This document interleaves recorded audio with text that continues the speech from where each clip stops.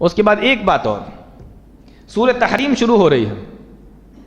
سورہ تحریم میں اللہ رب العالمین نے ایک بات بیان فرمائی. کیا؟ اللہ کے نبی صلی اللہ علیہ وسلم کی 11 بیویاں تھیں، 2 کا انتقال ہو چکا تھا، 9 بیویاں آپ کی موجود تھیں. ایک دن اللہ کے نبی صلی اللہ علیہ وسلم ایک بیوی کے گھر پہ رہا کرتے تھے. لیکن عصر کی نماز کے بعد 9 بیویاں جو آپ کی تھیں باقی سب کے گھر پہ جایا کرتے تھے. آپ کو کچھ چاہیے تو نہیں، کوئی پریشانی تو نہیں، کچھ لانا تو نہیں ہے. اس تمام چیزوں کے لیے عصر کے بعد سب کے گھر جاتے تھے، اور ویسے پورے دن جس کی باری ہوتی تھی اس کے گھر پہ رہا کرتے تھے. یہ آپ کے رہنے کا طریقہ تھا. نبی صلی اللہ علیہ وسلم کی ایک بیوی تھی جن کا نام تھا زینب بنت جحش رضی اللہ تعالی عنہا. تو جب یہ اللہ کے نبی ان کے گھر جاتے تھے تو یہ شہد کا شربت بنا کے پلایا کرتی تھیں. ایک تو اللہ کے نبی کو شہد بہت پسند تھا، میٹھی چیز اللہ کے نبی کو پسند تھی، تو شہد کا شربت پلاتی تھیں. تو نبی صلی اللہ علیہ وسلم تھوڑی دیر ان کے یہاں بیٹھا بھی کرتے تھے تو یہ شربت بھی دے دیتی تھیں، اور اس میں یہ ہوتا تھا کہ ٹائم تھوڑا اور بیویوں کے مقابلے ان کے یہاں تھوڑا زیادہ ہو جاتا تھا. تو ان کو بہت اچھا لگتا تھا کہ ہماری یہاں زیادہ بیٹھ گئے. اب وہ شربت اربت لانے میں جو بھی ٹائم لگتا ہو ان کا.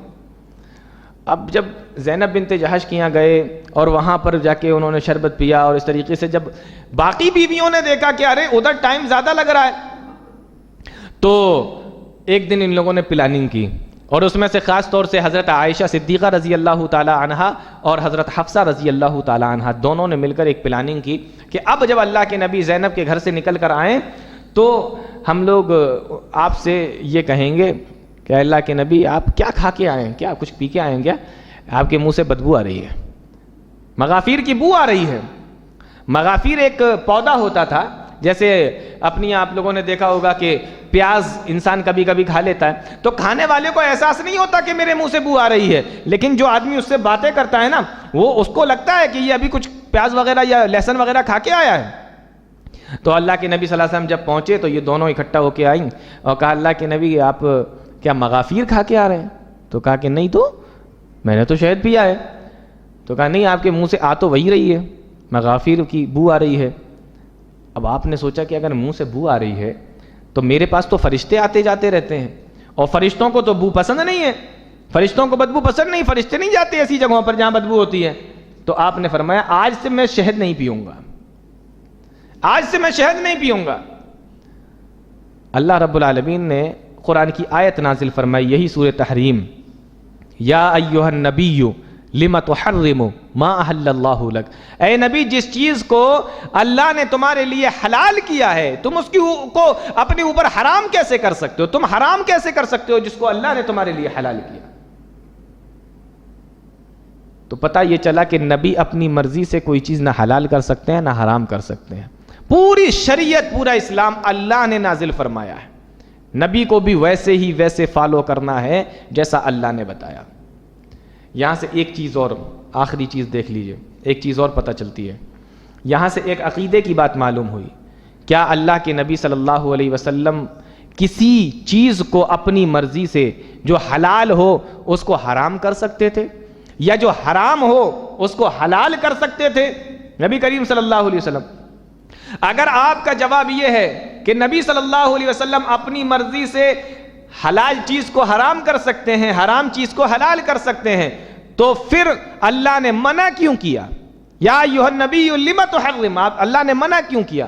اور اگر آپ کا جواب یہ ہے کہ نبی اپنی مرضی سے حلال کو حرام، حرام کو حلال نہیں کر سکتے، تو پھر عقیدے کی یہ بات معلوم ہوئی کہ اللہ کے نبی صلی اللہ علیہ وسلم مختار کل نہیں تھے، یعنی آپ جو چاہیں وہ کر لیں، یہ نہیں کر سکتے تھے. بہت سارے لوگ، بہت سارے بھائی ہمارے مختار کل کا عقیدہ رکھتے ہیں نبی صلی اللہ علیہ وسلم کے لیے کہ جو چاہیں کر سکتے ہیں. مختار کل کا مطلب جانتے ہیں آپ؟ ہر چیز کے اوپر کنٹرول، ہر چیز کے اوپر طاقت، ہر چیز کے اوپر قدرت.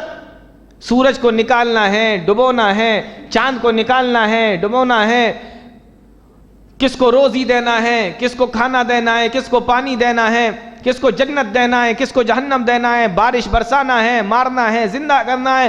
یہ تمام چیزوں کا اختیار رکھنے والے کو مختار کل کہا جاتا ہے.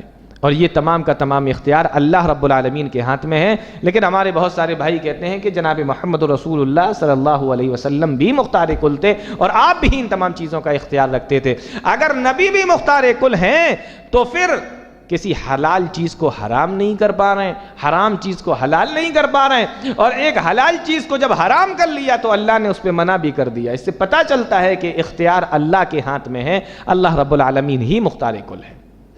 ورنہ آپ دیکھیں قرآن کریم کی آیت ہے قُلْ لَا أَمْلِكُ لِنَفْسِي نَفْعًا وَلَا ضَرًّا إِلَّا مَا شَاءَ اللَّهُ. اے نبی آپ لوگوں کو بتا دیجئے کہ میں اپنے نفس کے لیے, اپنی ذات کے لیے بھی نفع نقصان کا مالک نہیں ہوں.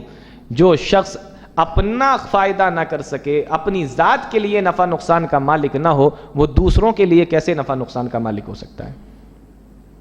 قرآن کی آیت دیکھیں آپ, اللہ فرما رہا ہے یا ایھا الناس انتم الفقراء, اے لوگو تم سب کے سب فقیر ہو, تم سب کے سب محتاج ہو. اب ان سب کے سب میں اللہ کے نبی صلی اللہ علیہ وسلم بھی آ گئے, تمام نبی آ گئے, تمام رسول آ گئے, سب آ گئے, تم سب کے سب محتاج ہو. تو جب محتاج ہے تو مختار کیسے ہو سکتے ہیں؟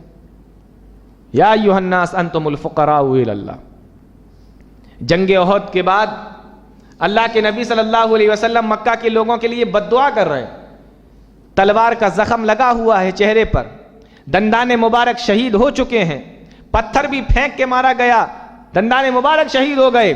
ان تمام چیزوں کے بعد اللہ کے نبی صلی اللہ علیہ وسلم مکہ کے لوگوں کے لیے بد دعا کر رہے ہیں. اللہ نے وحی نازل فرمائی لیس لک من الامر شیء او یتوب علیہم او یعذبہم فانہم ظالمون. اے نبی یہ تمہارا معاملہ نہیں ہے, ہم چاہیں تو عذاب دیں, ہم چاہیں تو معاف کر دیں, یہ ہمارے بس کی بات ہے, ہمارے اوپر ہے, یہ آپ کا معاملہ نہیں, آپ ان کے اوپر بد دعا نہیں کر سکتے. منع کر دیا گیا. نبی بد دعا کر رہے ہیں لیکن اللہ منع کر رہا ہے. پتہ یہ چلا کہ آپ مختار کل نہیں تھے, ہر چیز کا اختیار اللہ کے نبی صلی اللہ علیہ وسلم کے ہاتھ میں نہیں تھا.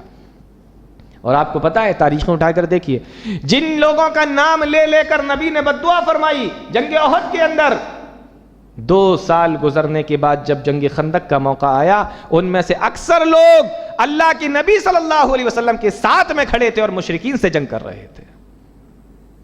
یہ ہے معاملہ. تو مختار کل کا عقیدہ صرف اللہ کے لیے رکھا جائے. اللہ رب العالمین مختار کل ہے, تمام چیزوں کا اختیار اور کنٹرول اللہ کے ہاتھ میں. چچا کا انتقال ہو رہا ہے اور آپ چاہ یہ رہے ہیں کہ یہ کلمہ پڑھ لے مسلمان ہو جائے, اور کئی بار کہا بھی, بخاری کی روایت ہے, آخر میں اللہ رب العالمین نے آیت نازل فرمائی انک لا تہدی من احببت ولکن اللہ یہدی من یشاء. اے نبی آپ جس کو چاہیں وہ ایمان نہیں لا سکتا, ہدایت پہ نہیں آ سکتا, اللہ جس کو چاہے ہدایت دے. غور کرنے کی بات یہ ہے اس آیت کے اندر, ایک تو یہ ہے کہ ہم یہ کہیں کہ ہمیں نبی سے محبت ہے, اور ایک یہ ہے کہ نبی کہیں کہ مجھے اس سے محبت ہے, مجھے ان سے محبت ہے. یہاں فرمایا من احببت, اے نبی تم جس سے محبت کرتے ہو, تم جس کو چاہتے ہو, تم جس سے محبت کرتے ہو, اس کو بھی تم ہدایت پہ نہیں لا سکتے. ولیکن اللہ یہدی من یشاء, اللہ لائے کرائے گا. تو اس آیت کے اندر اس عقیدے کا رد کیا گیا جو یہ کہتے ہیں کہ اللہ رب العالمین نے اختیار محمد الرسول اللہ صلی اللہ علیہ وسلم کو دے دیا تھا.